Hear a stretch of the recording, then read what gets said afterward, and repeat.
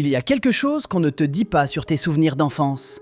Et ce quelque chose est tellement dérangeant que ça remet en question tout ce que tu crois savoir sur qui tu es. Écoute bien. Les neurosciences viennent de prouver que 50% de tes souvenirs les plus vifs n'ont jamais eu lieu. Pas une métaphore, un fait scientifique mesurable. Tu te souviens d'un moment précis où quelqu'un t'a blessé, pas vrai? Tu peux voir la scène, entendre les mots, sentir l'émotion qui remonte. Ce souvenir définit peut-être qui tu es aujourd'hui, comment tu te comportes, les choix que tu fais. Sauf que ce souvenir n'existe nulle part dans ton cerveau. Il n'a jamais été enregistré. Et la version que tu vois maintenant dans ta tête n'est pas celle que tu as réellement vécue. Voici ce qui est encore plus effrayant. Plus tu repenses à ce souvenir pour comprendre ton passé, plus tu le détruis. C'est comme essayer de prendre une photo d'une photo en train de se décomposer sous tes yeux. Dans quelques minutes, je vais te montrer pourquoi la célèbre Madeleine de Proust est peut-être la plus grande illusion littéraire de l'histoire française. Et comment cette découverte des neurosciences te permet de réécrire littéralement ton histoire personnelle. Mais d'abord, il faut que tu comprennes comment ton cerveau fabrique des mensonges parfaits. Voici ce qu'on ne te dit pas dans les cabinets de psychanalyse français. Toute ta vie, on t'a vendu une métaphore toxique. La mémoire comme bibliothèque. Ou comme disque dur. L'idée que tes souvenirs sont stockés quelque part, intacts, et que ce souvenir, c'est simplement aller les consulter. Le système éducatif te l'a appris. La psychanalyse classique l'a renforcé. Toute notre culture est bâtie sur cette illusion. Mais voilà la vérité que la plupart des gens ignorent complètement. Ton cerveau ne consulte jamais un souvenir. Jamais. Ce qui se passe dans ta tête quand tu te souviens est radicalement différent. À chaque fois que tu te souviens de quelque chose, ton cerveau déconstruit activement ce souvenir. Il le rend instable, malléable comme de l'argile molle. Puis ton état émotionnel actuel le remodèle. Et ensuite, ton cerveau le restocke, mais différent, modifié, réécrit. Les neuroscientifiques appellent ça la reconsolidation mémorielle. Et c'est un processus biochimique mesurable. Laisse-moi te donner une image qui va tout clarifier. Imagine que tu es un paléontologue. Tu fouilles le sol et tu trouves un seul petit os. Une vertèbre de dinosaure, disons. C'est tout ce que tu as, un fragment. Maintenant, qu'est-ce que tu fais avec cet os? Tu reconstruis le dinosaure complet autour. Tu inventes la taille, la couleur, les habitudes alimentaires. Tu crées un animal entier à partir d'un seul fragment. C'est exactement ce que ton cerveau fait avec tes souvenirs. L'os, c'est une trace sensorielle vague, une odeur, un mot, une sensation physique. Et le dinosaure complet que tu vois dans ta tête, avec tous les détails, les dialogues, les émotions, c'est ton invention. Une reconstruction immédiate. Le dinosaure n'a jamais existé sous cette forme, mais tu es absolument convaincu de l'avoir vu. Et maintenant, le paradoxe central que personne ne veut accepter.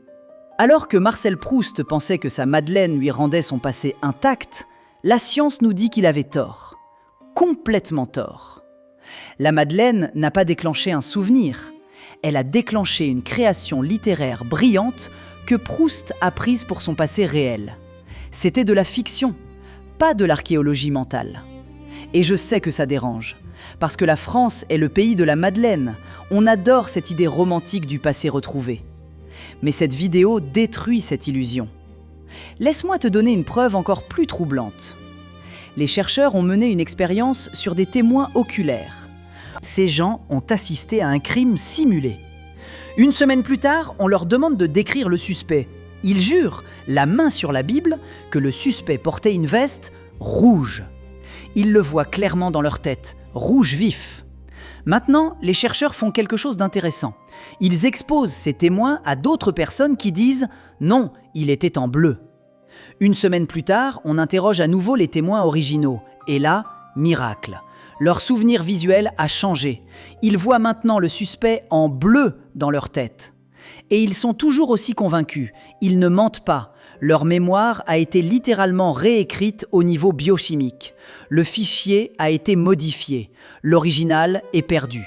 Et c'est exactement ce qui se passe avec tes souvenirs d'enfance, tes ruptures amoureuses, tes traumas professionnels. Chaque fois que tu y repenses, tu les réécris sans le savoir. Mais comprendre le mécanisme ne suffit pas.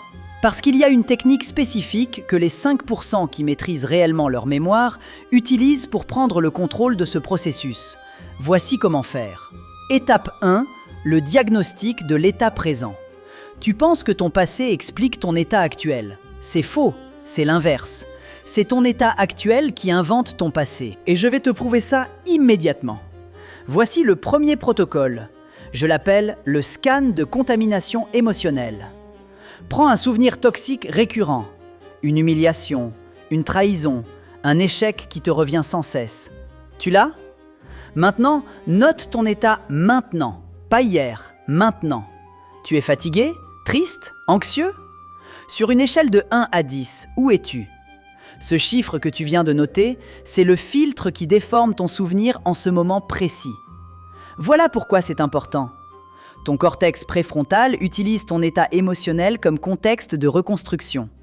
Si tu es déprimé aujourd'hui à 3 sur 10, ton hippocampe va automatiquement sélectionner les fragments de mémoire qui confirment ta dépression. Les neuroscientifiques appellent ça le biais de cohérence. Ton cerveau modifie activement le passé pour qu'il ne contredise jamais ce que tu crois ou ressens aujourd'hui. C'est pour ça que le même souvenir peut te sembler différent selon les jours. Ce n'est pas une impression, c'est une réécriture biochimique réelle. Mais scanner ton état ne sert à rien si tu ne comprends pas comment manipuler ce filtre. C'est ce que la prochaine étape fait. Étape 2, le protocole de réécriture consciente. On t'a dit toute ta vie de faire face à tes souvenirs douloureux, de les affronter, d'aller en thérapie et de fouiller. C'est exactement ce qui les rend plus toxiques. Écoute bien, chaque fois que tu repenses à un trauma en étant anxieux ou déprimé, tu ne le traites pas, tu le recodes avec cette anxiété. Tu l'aggraves au niveau neurologique, tu ajoutes une couche de douleur sur la douleur originale. Alors voici ce que tu vas faire à la place. Je l'appelle la réécriture par état inversé. Première chose, tu dois forcer un shift d'état avant de rappeler le souvenir. Pas après, avant. Mets une musique énergisante et fais 20 jumping jacks. Ou prends une douche froide. Ou appelle un ami qui te fait rire. Peu importe la méthode, mais l'objectif est clair. Amener ton corps à un état de confiance ou de légèreté. Au moins 7 sur 10.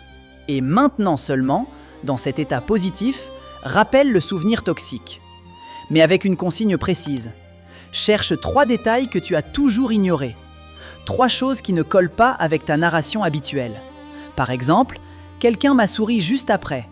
Ou j'ai appris quelque chose ce jour-là. Ou même, le soleil brillait, il faisait beau. Ces détails ont toujours été là. Mais ton cerveau les a effacés parce qu'ils ne servaient pas la narration dominante. Maintenant, fixation par répétition. Répète cette nouvelle version du souvenir 5 fois en 24 heures. Toujours dans un état émotionnel neutre ou positif. Voilà ce qui se passe au niveau biologique. Quand tu rappelles un souvenir, tu as une fenêtre de 6 heures où il est instable, malléable.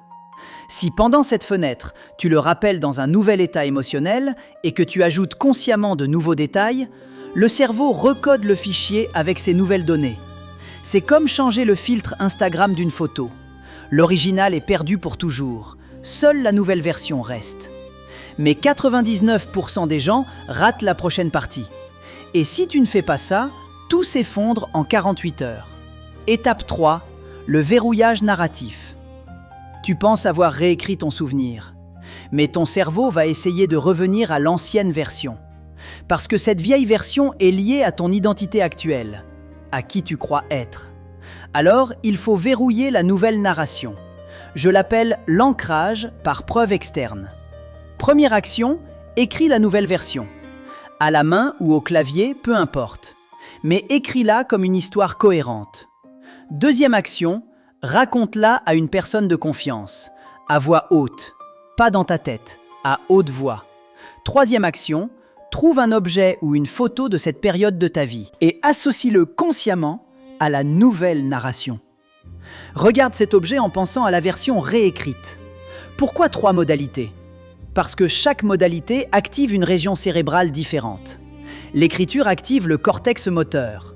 La parole active les aires du langage. L'objet visuel active l'hippocampe spatial.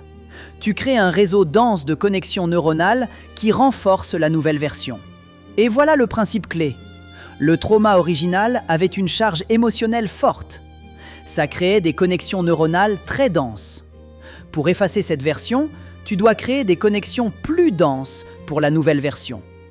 C'est de la neuroplasticité multisensorielle. Et ça fonctionne. Mais il y a quelque chose d'encore plus étrange que je n'ai pas mentionné. Un effet secondaire que tu vas remarquer dans les 7 jours suivants. Étape 4, l'effet cascade. Voici ce qui va se passer, et personne ne te prévient jamais de ça. D'autres souvenirs vont spontanément changer, sans que tu y touches. Explication. Ton cerveau ne stocke pas les souvenirs de manière isolée. Ils sont interconnectés en clusters émotionnels.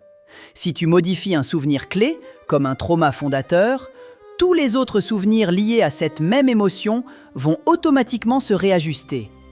Exemple concret, tu réécris un souvenir d'humiliation scolaire en suivant ce protocole.